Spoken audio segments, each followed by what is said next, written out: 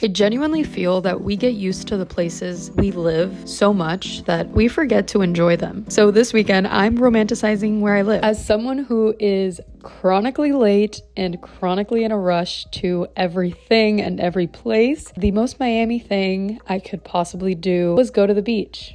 Because there's no rush to go to the beach. Not only because it's so relaxing, but it's just something that's always there. My boyfriend and I went for a little bit. We got sandwiches from Jolano's Deli, which is the most amazing freaking sandwich place. And we brought books. I brought him Green Lights, which is Matthew McConaughey's memoir. And I'm reading the last book so far in A Court of Thorns and Roses.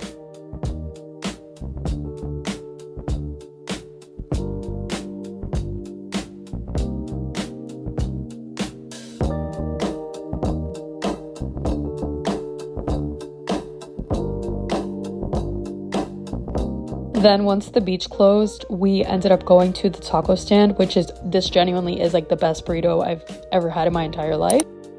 Good morning, shawty. I look like I got run over by a bus, but today is Sunday, which means that it's market day. If you guys don't know, I always go to the Pinecrest Farmers Market on Sundays. It's my actual favorite day of the week, solely for this reason. Eli and I actually planned to do a hot yoga class. Have I ever done a hot yoga class? No. I'm used to yoga and like the fact that it's usually vinyasa style. So like, you know, chaturanga, chaturanga, chaturanga, chaturanga. Bitch, I was chaturanga out. One more chaturanga and you would have had to pick me up off the ground with a forklift.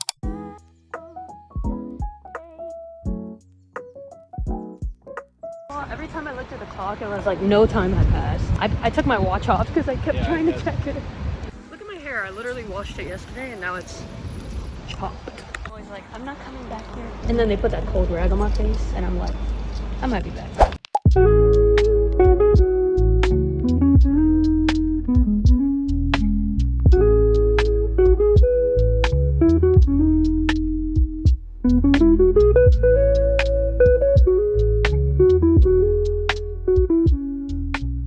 I really wanted flowers for my room, so Eli got me this pink and white flower bouquet that I'm like in love with. I have it in my living room right now.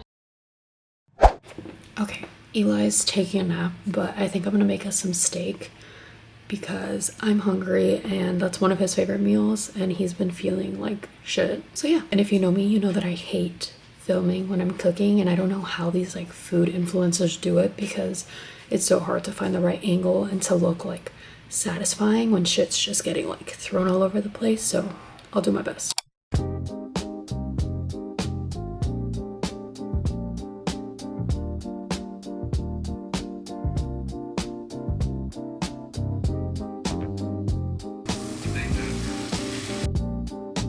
I just got a salad from Sweet Green and I actually just took a reformer Pilates class. I didn't bring you guys with me because I am deeply embarrassed to bring a camera into any of those places. And honestly, I feel like it's better that I don't because while I'm struggling in like a workout class or a Pilates class, I feel like the last thing that I would want is to have somebody filming me or I don't know, feeling like there's footage of me out there somewhere. So just out of like respect for everyone involved, I just try not to film it. And if I do, I will like blur out the faces of other people in it. I'm spitting everywhere. Bro, if I was talking shit about hot yoga, every time I do a reformer Pilates class, this is only like the second time I've ever done it, but it feels like I'm being like attacked. No part of my body feels cohesive, especially because if you guys have ever seen reformer Pilates, reformer is basically the name of that like contraption that they put you on.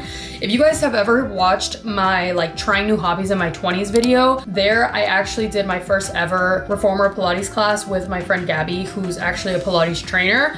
And that was an experience, not only because I had never been on like the reformer machine before, but it gave me like insight into how hard it is to not only control your body movements, but the movements of the machine along with you. So that's something that's so hard to like account for. And it almost makes me prefer mat Pilates. I don't know, I'm very like such like a yoga lover that thinking about the fact that I have to be on this contraption just concerns me. But I honestly, besides just giving you a little recap of the things that I did today, after my reformer Pilates class, I kind of just just walked around the Coral Gables area because I wanted to get my salad from Sweetgreen, and the one by me closes really early. So I was just kind of walking around the Gables area at night, and everything was so lit up because of Christmas, and I don't know, the energy was just so nice. I mean, obviously I'm in my like ghetto little workout clothes and everyone was all dressed up and getting ready for dinner or going out to the bar with their friends. It just reminded me and really showed me the importance of romanticizing where you live, no matter what the case may be. I used to think it was bullshit that people would hype up Sweetgreen so much, but it really is good.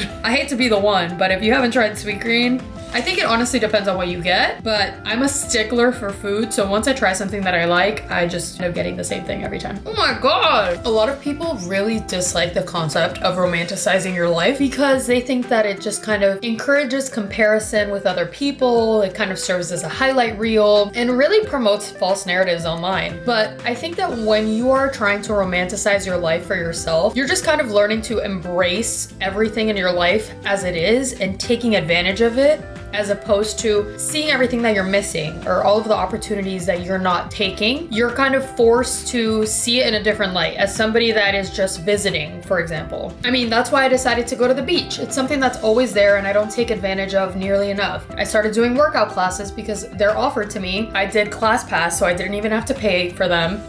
What else? Trying food that's already near me that I know that I love and enjoy, and, you know, sharing it with my boyfriend that actually doesn't live where I live. So these are just some examples of how you can romanticize your everyday life. But obviously I go to work. I worked this morning from 9 to 5. I went to my reformer Pilates class, and I understand that not everybody can do that. Not everybody has the desire, the willingness, the time. Like, there are so many circumstances that affect our everyday life, but once you're able to embrace the situation or the scenario that you're currently in is when you're actually going to find fulfillment. So it's not about, you know, searching for something that you lack. It's about embracing what you currently have and you're just not paying attention to.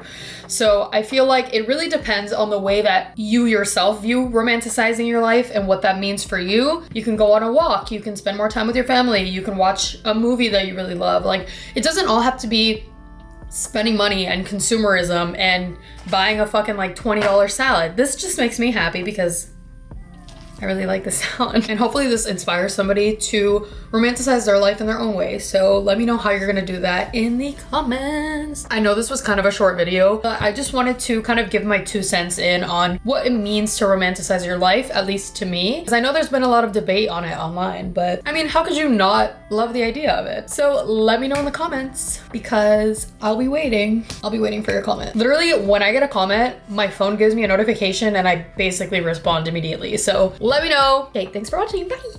If you saw salad in my teeth when I was talking, no, you didn't.